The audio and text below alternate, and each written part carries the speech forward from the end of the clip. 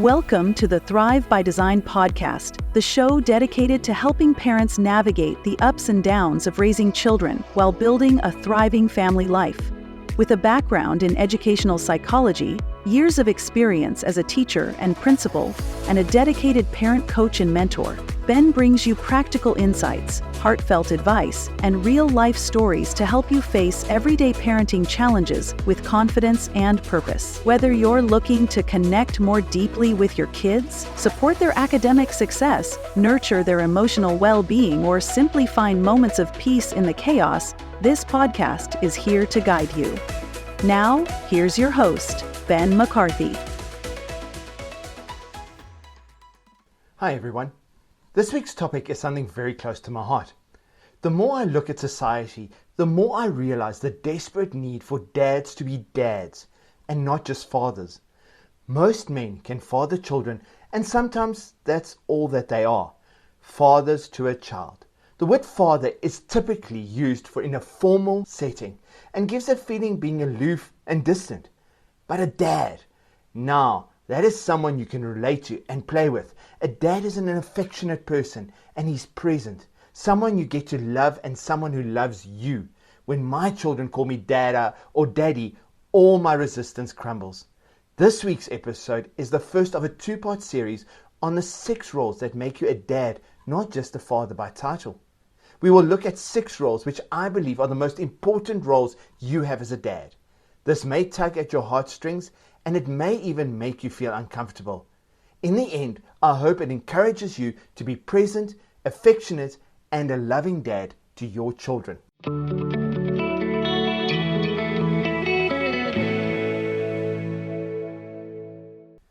When I was growing up, my mom and gran always came to watch my sport matches.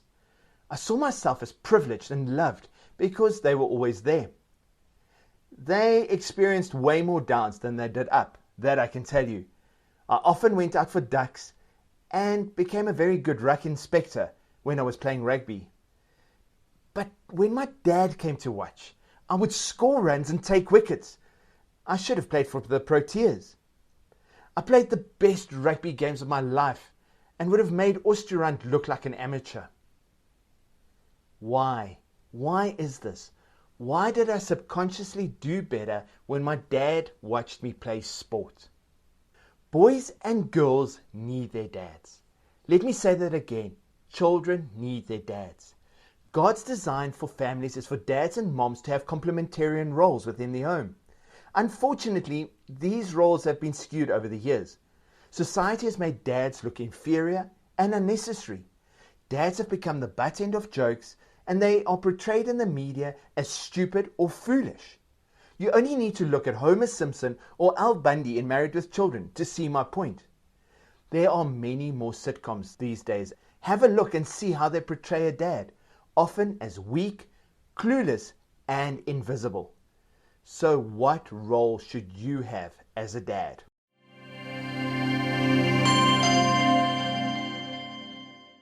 Your first role as a dad is to lead your family.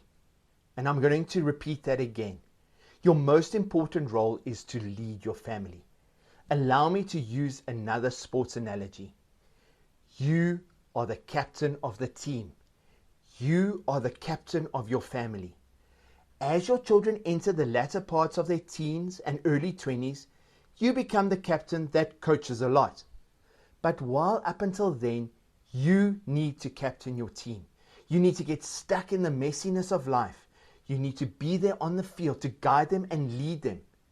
Unfortunately, guys, you cannot lead your family from a boardroom table. It can also not be done online. You need to be the person that takes responsibility for your team, sets the example, and make the calls. And when I say make the calls, you are going to have to make some very big calls. It's a World Cup final. You are the captain. There's no more time on the clock. You get a penalty on the halfway line in the middle of the field. Do you kick for posts or do you kick for touch, knowing full well that either outcome can win or lose the World Cup? That is your responsibility as a dad, as a captain, to lead the team and to make those calls. and then to back those calls. So, what does a captain look like in a dad? Well, a dad's first thing is to build a strong leadership team around him, because you can't lead on your own. Your leadership team must be your wife. Or it could look different if you're a single dad. Perhaps your extended family can step in. But the reality is you need the support in the muddy trenches. You cannot do it on your own. As a dad, you have to make sure that your team always pulls in the same direction. You set the boundaries. If there's a player that is out of line, it's you, the dad, who needs to get them back in line. Captain or a dad needs to be a consistent member of their team. Whether facing defeat or pressure, a dad remains confident and steady and does not have a meltdown or walk away from their team when things get tough. A dad must always communicate clearly with his team. Set the expectations from the start. Motivate your team, listen to them, support them, and guide them. And finally, a dad earns respect by being honest, fair, and humble in both victory and defeat. Guys, I'm sorry to say this, but our children don't mimic our words, they mimic our behavior. If you're a believer like me, you also need to captain your family spiritually. Fathers are commanded to teach their children God's word and His way, laying a spiritual foundation for their lives. In Deuteronomy 6 verse 6 we read, "These words that I command you today shall be on your heart. You shall teach them diligently to your children." Proverbs 22 verse 6 says, "Train up your children in the way they should go. Even when he is old, he will not depart from it." Dads are there to guide their children toward knowing and trusting God, teaching them scripture and godly principles. Your second role is to love and nurture your family. Love for children is spelled Time, time. This is where the rubber hits the road. Your wife and children want your time. Yes, it is nice to have a lovely car, the big house and the holiday home, and there's nothing wrong with that. But I'm yet to speak to someone at a funeral who mentions how they love the earthly possessions rather than their dad. No, people always wish they had more time with the person they had lost. I want you to take some time and reflect on your current life and lifestyle. What would your children say at your funeral? Morbid? I know, but it was a gift a mentor once gave me, and it allowed me to clearly focus my priorities. For a long time, my eulogy would have read something like this: "Here lies Ben. He worked all the time and gave us all the earthly things we could ever have. But he had very little time for us." This is exactly the thing I saw all too often as a teacher and a principal. I heard a story once where a teacher was explaining to parents the academic difficulties their child was facing. What astounded me was the dad's response. He said, and I quote, "What will it cost me to fix him?" First of all, no child is ever broken and needs fixing. What it was going to cost that dad was his time. He needed to sit next to his son every night and work with him. It's important to mention here, guys, though, that we need to be wary of a trap. Our children are not idols or gods. They are to be loved but not worshipped. Which leads me back to the first point. You are the captain. You make the calls for what is best for your family. Children are not to make these calls. Guys, the Bible also gives us a clear mandate that fathers or dads must reflect God's love, showing care, compassion, and tenderness to their children while building strong relationships. In Psalm 103:13, as father shows compassion to his children, so the Lord shows compassion to those who fear him. And in Colossians 3 verse 21, fathers, do not provoke children, lest they become discouraged. Dads are to love their children unconditionally, helping them grow with confidence and assurance. Guys, I would like you to do a little exercise with your children. It's to help them understand you and you to understand them better. This is by figuring out your and their love languages. You will be surprised what you learn about yourself and about your children. And your relationship with them will flourish if their love bucket is full. I will add the link in the description for you to get to the test. The third role as a dad, and the last one we will discuss this week, is that of a provider.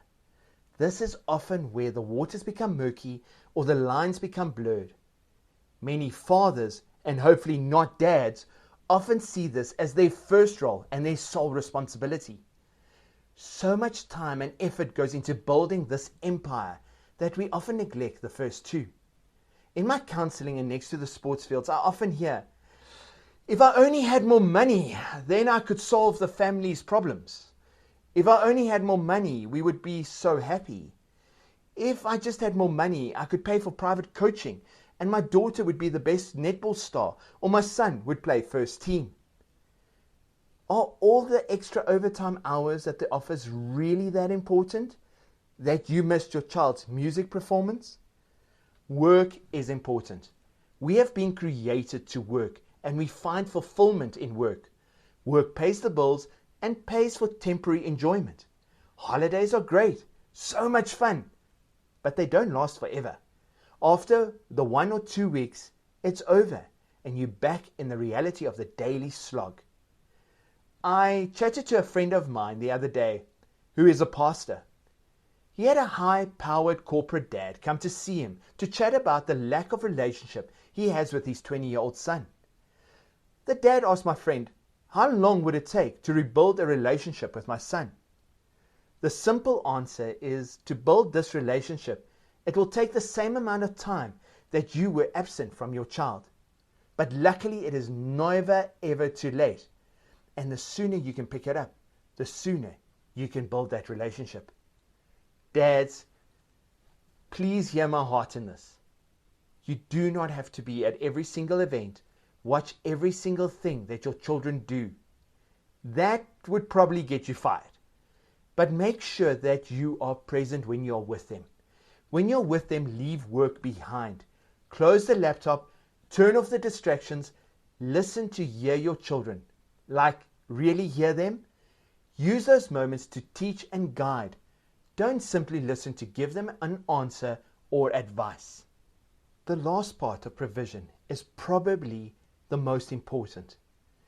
Dads are called to provide for their families, ensuring that not only their physical and emotional well-being is being met, but probably the most important is their spiritual well-being.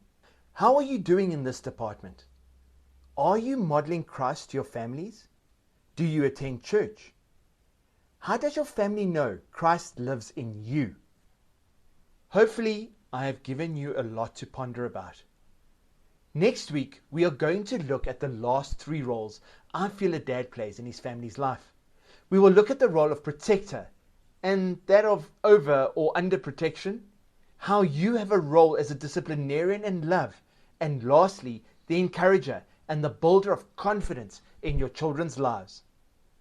Be on the lookout for a workshop I will be hosting on the 6 roles that make you a dad and not a father. In person, it will be on the 1st of March, and then online, we will be starting on the 4th of March, every Tuesday for 6 weeks, delving into these 6 roles. For more information, you can email me at admin@youthrive.co.za, or you can visit my website at www.youthrive.co.za. That's it for this episode of Thrive by Design. If this episode encouraged you, please share it with another parent who might need it. And don't forget to subscribe to the podcast or Ben's newsletter for more parenting insights and inspiration. Remember, you're doing better than you think. God's got you, and together we can thrive by design.